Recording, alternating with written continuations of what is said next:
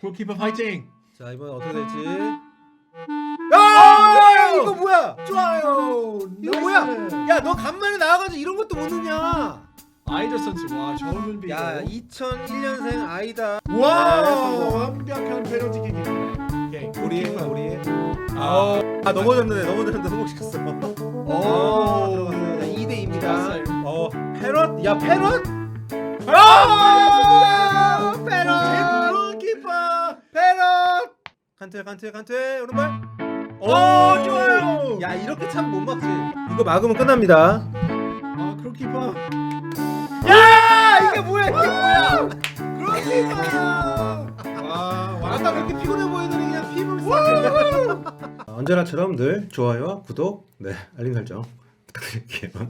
토트넘이 FA컵 16강에서 노리스 시티에게 패했습니다. 경기 내용도 좋지 않았지만 승리할 기회가 없었던 것은 아니었는데요. 공격수들이 번갈아가면서 기회를 날렸고 도저히 이길 수가 없는 그런 양상으로 흘러간 시합이었습니다.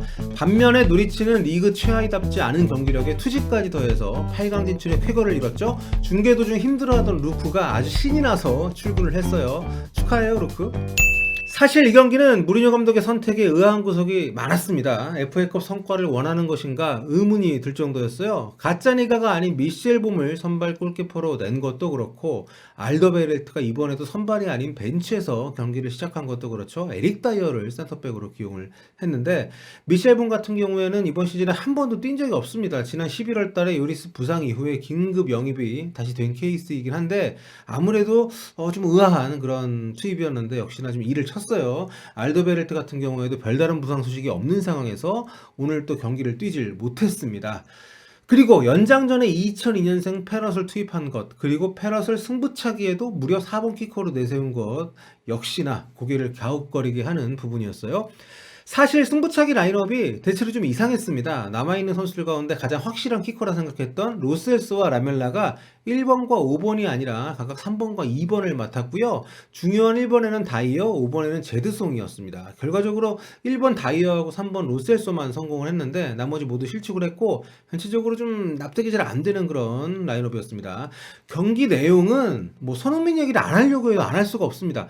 역습 과정에서 손흥민이 없다면 좋은 장면으로 연결됐을 순간에도 공격의 맥이 번번이 끊겼어요. 베르베인이 생각보다 정말 느리더라고요. 순간적인 민첩성은 모르겠지만 달리기가 안 됩니다. 상대 수비수와 함께 뛰면 대부분 따라잡히는 그런 모습들이 많이 보였기 때문에 토트넘의 장점이라고 할 수 있는 역습 속공 굉장히 좀 부진했죠. 알리와 모우라까지 폼이 떨어진 상태다 보니까 토트넘 입장에서는 속공 전개가 좀 어려워서 아주 힘든 경기를 할 수밖에 없었습니다. 손흥민 생각이 많이 날 수밖에 없는 그런 경기예요. 공교롭게도 토트넘이 좀 손흥민 빠지고 나서 4경기를 치렀는데 4전 전패입니다. 이 경기의 히어로는 단연 노리치의 골키퍼 팀 크롤입니다. 토트넘 골키퍼 미셸 봄이 실점의 빌미를 제공하는 그거 아니었으면 연장까지 가지도 않았습니다. 경기는 이제 불안한 모습이었는데 크롤 골키퍼는 중요한 선방을 여러 차례 선보였고요. 또 크롤의 플레이가 가장 돋보였던 것은 아무래도 승부차기였죠. 아주 뭐 빛이 반짝반짝 났습니다. 상대팀 키커 5명 가운데 2명, 4번 페럿과 5번 제드송의 킥을 연달아서 막아냈습니다. 토트넘의 2번 키커 라멜라의 실축까지 더해서 노이리치가 완승을 거둔 아주 결정적인 활약이었죠. 크롤 골키퍼 이 같은 활약은 우연이 아닙니다. 원래부터 승부차기 전문으로 유명했죠. 2010년 벌써 10년 전이네요. 남아공 월드컵 8강 코스타리카전에서 바날 감독이 승부차기 들어가기 직전에 주전 실레센을 빼고 크롤을 투입해서 이긴 적이 있습니다. 뭐든 잘하는 데에는 이유가 있기 마련이죠. 크롤은 이번 경기를 앞두고 혹시 승부차기를 갈 수 있을 거를 생각을 해서 연구를 굉장히 많이 한 것 같습니다. 뭐 코칭 스태프들의 도움도 받았겠습니다만 승부차기 할 때 물병을 하나 챙겨서 들어가는데 여기에 토트넘 선수들의 승부차기 습관을 커닝페이퍼처럼 적어놨더라고요. 사진 보시면 이게 중계화면에서 잡혔다고 하는데 선수들 이름을 쭉 적고 그 옆에 오른쪽인지 왼쪽인지 RLO인지 표기를 해놨습니다. 정말 대단한 선수예요. 토트넘이 5명 가운데 3명이나 실축을 한 게 불운해서만은 아니라는 거죠. 토트넘 입장에서는 참담한 결과를 안게 됐습니다. 리그 성적이 추락하는 와중에 FA컵에서 탈락을 했으니까요. 챔피언스 리그도 좀 라이프치히한테 1차전 홈에 졌기 때문에 쉽지 않아 보이고 부상 선수들의 복귀는 요원한 상황이죠. 팬들이 기대했던 유망주 공격수 페럿은 아무것도 못했기 때문에 더 좀 팬들은 우울한 상황이 아닐까 싶은데 게다가 오늘 경기 끝나고 에릭 다이어가 사고를 쳤습니다. 관중석에 난입을 해서 토트넘 팬과 아주 심한 언쟁을 했어요. 흥분한 상태로 객석을 성큼성큼 넘어가서 팬과 좀 말다툼을 한 건데, 팀 동료 제드송이 인종차별을 당해서 거기에 항의하느라 그랬다는 얘기가 있었는데, 경기 후에 무리뉴 감독이 한 얘기로는 패배의 성남 팬이 이 다이어 가족 앞에서 욕설을 해서 그랬다고 하는데, 어쨌든 수만 명이 운집한 홈 경기장에서 홈팀 선수가 객석에 난입해서 이런 사고를 친 것은 그냥 넘어갈 일은 아닌 것 같습니다. 델레알리도 코로나 중국인 조롱 영상으로 징계를 받을 것 같은 상황인데, 좀 부상에 징계, 최근에는 은돈벨레 산책 논란까지 토트넘 꼴이 아주 말이 아닙니다. 네, 마지막으로 평점 보고 가겠습니다. AI 평점이죠. 토트넘에서는 로셀소 선수가 8.1점으로 가장 높은 평점을 받았고요. 다이어, 베르통원, 오리어, 수비수들이 대체로 좋은 평점을 받았습니다.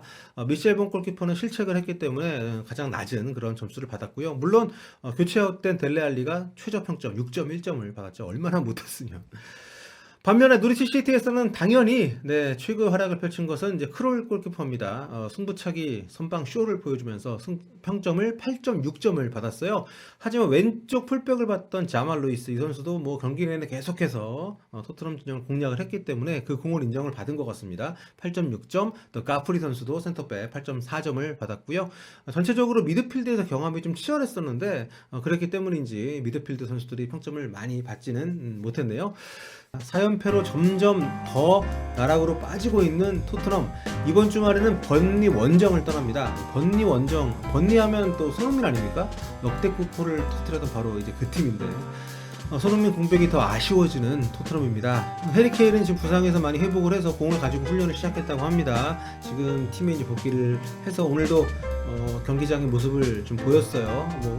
실제로 뛸 수 있는 그런 상황까지 시간이 좀 걸리긴 하겠습니다만, 손흥민 선수도 이제 완벽하게 서둘지 말고 손흥민 선수는 완벽하게 좀 몸이 회복이 될 때까지 좀 마음을 좀 다스렸으면 좋겠다 생각이 좀 듭니다.